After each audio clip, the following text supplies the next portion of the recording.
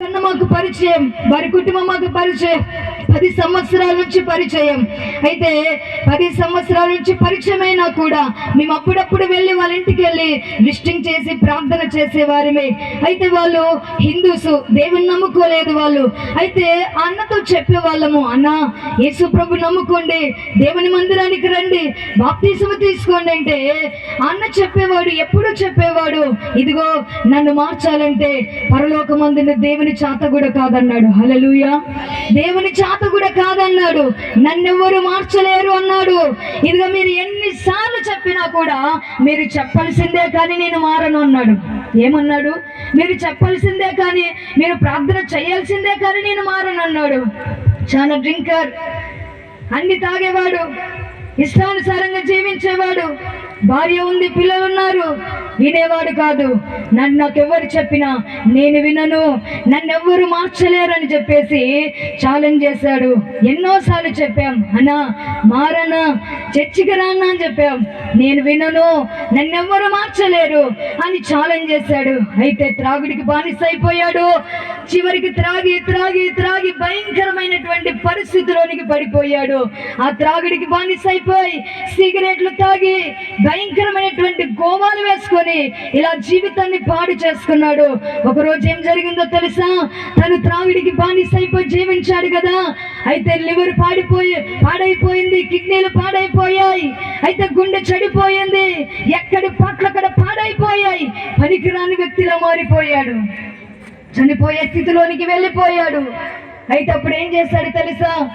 అప్పుడు ఎవరు గుర్తుకొచ్చారో మాకు తెలియదు, కానీ నేను దేవుని మందిరానికి రాను, నన్నెవరు కూడా మార్చలేరని చెప్పేసి ఎన్నోసార్లు మాతో చెప్పాడు. అయితే దేవుడు ఏం చేస్తాడో తెలుసా? అవన్నీ పాడైపోయిన తర్వాత, అవన్నీ చెడిపోయిన తర్వాత హాస్పిటల్కి వెళ్ళి చూపిస్తే నీలో ఒక్క పాటు కూడా సరిగ్గా లేదు, నువ్వు ఎక్కువ రోజులు బ్రతకు, చనిపోతావని డాక్టర్లు చెప్పారంట.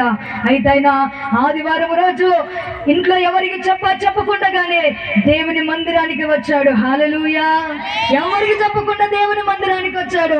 వాళ్ళ భార్య అనింది, చర్చికి వచ్చిన తర్వాత వాళ్ళ భార్య అనింది, నిజంగా మా భర్త ఎక్కడికి పోయాడు అనుకున్నాము, కానీ దేవుని మందిరానికి వచ్చాడు అని సంతోషిస్తా ఉన్నది. అయితే ఆ రోజు ఎవరు చెప్పలేదు ఆయనకి, నువ్వు వెళ్ళు అని దేవుని మందిరానికి చెప్పలేదు, ఆయననే వచ్చాడు మందిరానికి. అయితే ఆ రోజు వాక్యం చెప్తున్నాగానే వాక్యానికి పట్టబడ్డాడు, మా దగ్గరకు వచ్చాడు. అయితే అక్కతో మాట్లాడాడు, ఇదిగో నేను బాప్తిసం తీసుకుంటానమ్మా చెప్పాడు. హల్లెలూయా. అయితే ఆయన ఒక్కరోజు దేవుని మందిరానికి వచ్చాడు, ఆదివారం రోజు వచ్చాడు, సోమవారం రోజే బాప్తిసం ఇచ్చాము. ఆ తర్వాత ఆయన అనారోగ్య పరిస్థితిలో ఉన్నాడు, హాస్పిటల్కి వెళ్ళిపోయాడు. ఒక వారం వచ్చాడు, ఒక వారంలో బాప్తిసం తీసుకున్నాడు, ఒక వారం హాస్పిటల్లో ఉన్నాడు, మరుసటి వారానికే చనిపోయాడు. హల్లెలూయా. అయితే 4 వారాలు, ఒక వారం చర్చికి వచ్చాడు, ఒక వారంలో బాప్తిసం తీసుకున్నాడు, ఒక వారంలో హాస్పిటల్లో ఉన్నాడు, ఒక వారానికే ఆయన డెడ్ బాడీ చనిపోయాడు. చనిపోయినా పర్వాలేదు, యేసు ప్రభు గురించి తెలుసుకున్నాడు, బాప్తిసం తీసుకున్నాడు, ఆయనకు దేవుడు పరలోక రాజ్యం ఇచ్చాడు. హల్లెలూయా. అయితే ఈ రాత్రి దేవుడు నీతో మాట్లాడుతున్నాడు. ఇది జరిగిన సంఘటన, వాళ్ళ కూతురు యొక్క వివాహము ఈ రోజే జరిగింది. ఆమె గురువారం రోజు, బుధవారం రోజు మా దగ్గరికి వచ్చి పత్రిక ఇచ్చి, అన్నా అక్క నా కూతురు వివాహానికి రావాలి, ఇదిగో మీరే మాకు తల్లి తండ్రి, నా భర్త చనిపోయిన తర్వాత నాకు ఆదరించేవారు ఎవరు లేరు, మీరే మమ్మల్ని ఆదరించేదని ఆమె చెప్పి ఏడ్చింది. నా భర్త చనిపోయాడు కదా, మమ్మల్ని ఆదరించి వారు ఎవరున్నారు, ఇదిగో మీరు వచ్చి మా కోసం ప్రార్థన చేస్తే మేము ఆదరణ పొందుకుంటామని ఆమె కన్నీళ్లు పెట్టి ఏడ్చి పత్రిక ఇచ్చి ఈరోజు వారి వివాహం, వారి కూతురు వివాహము ఎంతో ఘనముగా జరిగింది. హల్లెలూయా. ఇది జరిగిన సంఘటన, ఇది అబద్ధమైన సంఘటన కాదు, ఇది జరిగిన సంఘటన. ఆయన ఎంతో పరిస్థితిలో ఉన్నా కూడా దేవుని గురించి చివరికి తెలుసుకొని దేవుని దగ్గరకు వచ్చాడు, బాప్తిసము తీసుకున్నాడు, చనిపోయాడు. అయితే ఇలా చెప్పినప్పుడు వినకపోయినా దేవుడు అతన్ని దర్శించినప్పుడు విన్నాడు. దేవుని సన్నిధిలో నమ్మకముగా ఉన్నటువంటి బాప్తిసం తీసుకున్న రోజులైనా దేవుని సన్నిధికి వచ్చాడు, నమ్మకంగా ఉన్నాడు, చనిపోయాడు. అదే దేవునికి సంతోషమైన జీవితం. హల్లెలూయా. కొందరు ఎన్నిసార్లు చెప్పినా వినని వాళ్ళు ఉన్నారు. ఎన్నిసార్లు చెప్పినా వినకుండగా ఒక చెవులో వింటారు, మరొక చెవులో విడిచిపెట్టి వెళ్ళిపోయేవారు ఉన్నారు. అందుకే ఏ క్షణం ఏమి జరుగుతుందో తెలియదు, ఏ క్షణం ఏమి జరుగుతుందో తెలియదు, ఏ గడియ ఎవరికి ఏ అపాయం వస్తుందో తెలియదు. మన జీవితం ఎలాంటిదో తెలుసా? అంతలో కనబడి అంతలో మాయమైపోయే ఆవిరి లాంటి జీవితము. ఈ రాత్రి మనము ఈ రోజు ఇలా కూర్చొని ఉన్నాం, కానీ రేపు ఇలా ఉంటామో తెలియదు. ఈ రాత్రి ఎవరికి ఏమి జరుగుతుందో తెలియదు. హఠాత్తుగా భయంకరమైనటువంటి పరిస్థితులు వచ్చే రోజులు ఎన్నో ఉన్నాయి. అయితే రాబోయే రోజుల్లో కూడా రావచ్చు. కానీ మనము దేవుని సొంత రక్షకునిగా అంగీకరించి బాప్తిసము పొందుకొని జీవించే వారిగా ఉండాలని ఈ రాత్రి పరిశుద్ధాత్మ దేవుడు నీతో మాట్లాడుతూ ఉన్నాడు.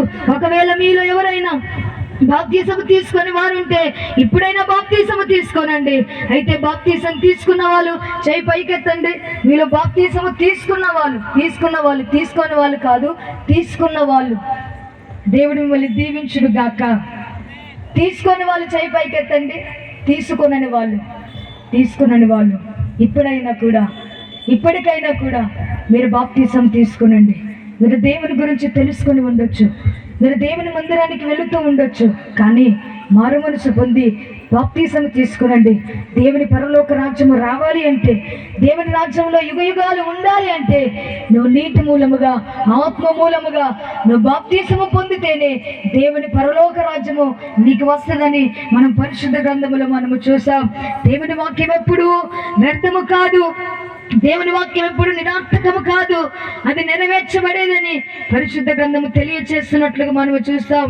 ఎందరో పరిశుద్ధ గ్రంథములో బాప్తిసము తీసుకుంటున్నారు. వారికి మారు మనసు వచ్చిన వెంటనే, మారు మనసు కలిగిన వెంటనే బాప్తిసము తీసుకున్నారు.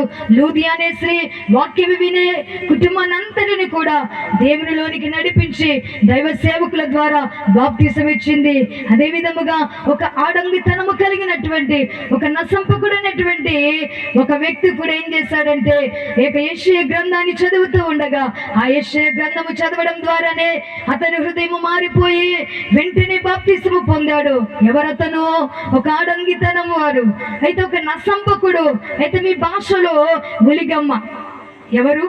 ఉలిగమ్మలు కూడా మారు మనసు పొంది బాప్తిసం తీసుకున్నారని బైబిల్ చెప్తున్నది. దేవుడు అట్టివారు కూడా పరలోక రాజ్యములో స్థానం ఇచ్చాడు. హల్లెలూయా. అట్టివారే అన్ని విధాలుగా బాగున్న వారు తీసుకోలేక దేవునికి దూరంగా ఉన్నారు. కానీ మీరు ఆడకి చెల్లరు, మగకు చెల్లకున్నా కూడా మీరు దేవుని నమ్ముకొని బాప్తిసము తీసుకొని జీవించారు.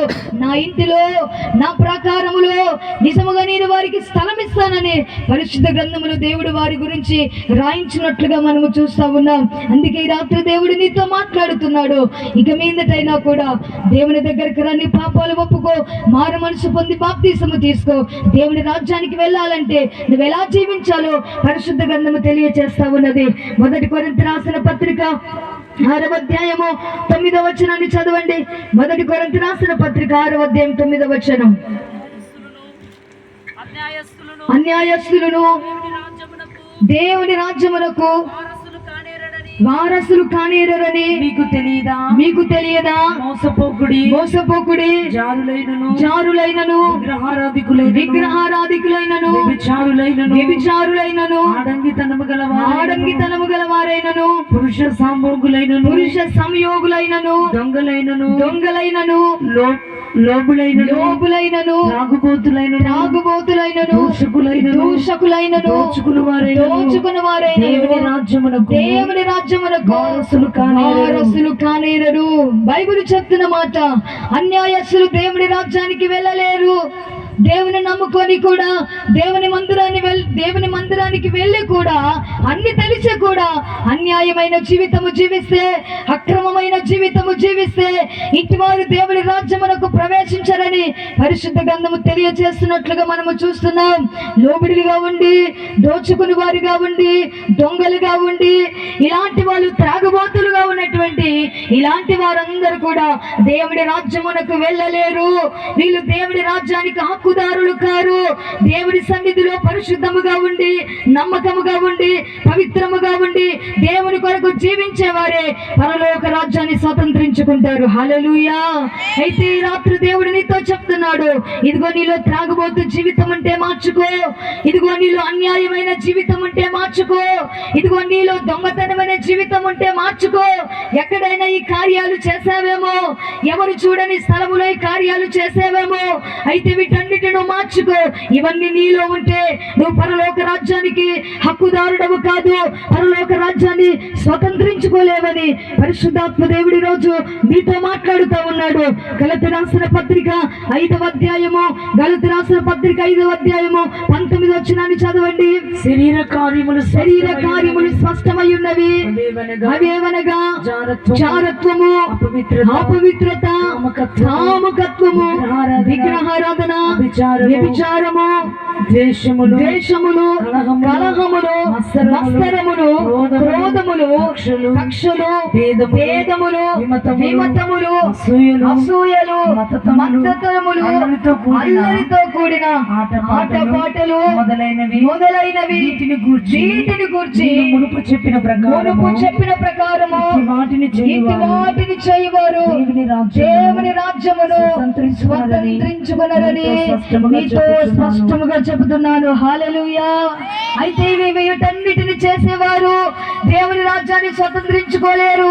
జారత్వం అనగా ఏమిటి? పెళ్లి కాకముందే పాపము చేయడమే జారత్వము. పెళ్లి కాకముందే యవన కాలములో యవన పురుషుడైనా యవన స్త్రీ అయినా పొరపాటు చేయడమే జారత్వము, తప్పు చేయడమే జారత్వము చేసేవారు దేవుని రాజ్యమునకు వెళ్ళలేరు. వ్యభిచారము చేసేవారు అంటే ఒక పురుషుడికి భార్య ఉన్నా కూడా వేరొక భార్యతో ఉండడము, అయితే ఒక స్త్రీకి భర్త ఉన్నా కూడా మరొక పురుషునితో ఉండడము, ఇలాంటి పనులు చేసేవారే వ్యభిచారులని పరిశుద్ధ గ్రంథం తెలియజేస్తా ఉంది. అయితే మోహము చూపుతో చూచే ప్రతివాడు అప్పుడే తన హృదయమందు వ్యభిచారము చేయుచున్నాడని యేసు ప్రభువారు సెలవిచ్చినట్లుగా పరిశుద్ధ గ్రంథములో చూస్తున్నాం. అయితే ఈ మత్సరాలు, క్రోధాలు, కక్షలు, విభేదాలు, ఇదిగో విమతములు, అసూయలు, ఇవన్నీ నీలో ఉంటే నువ్వు పరలోక రాజ్యానికి వెళ్ళలేవు.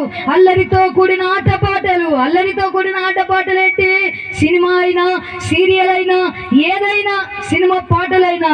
కొంతమంది దేవుని చర్చికి వెళ్ళి ఇంటికి రాగానే సినిమాలు చూసేవాళ్ళు అంటారు, రాత్రి కాగానే సీరియల్ చూసేవారు అంటారు. కొంతమందికి సినిమా పాటలు అంటే ఇష్టం. ఇలాంటి వారు దేవుని రాజ్యానికి వెళుతారా? వెళ్ళలేరు. నిజానికి కొంతమంది నవ్వుతున్నారు, మరి వాళ్ళు సినిమా చూస్తారేమో, మరి సీరియల్ చూస్తారేమో, సినిమా పాటలు పాడుతారేమో. మరి నవ్వేవారు ఎందుకు నవ్వుతున్నారో నాకు తెలియదు. దేవుడు చెప్తున్నాడు, సినిమా చూసేవారు, సీరియల్ చూసేవారు,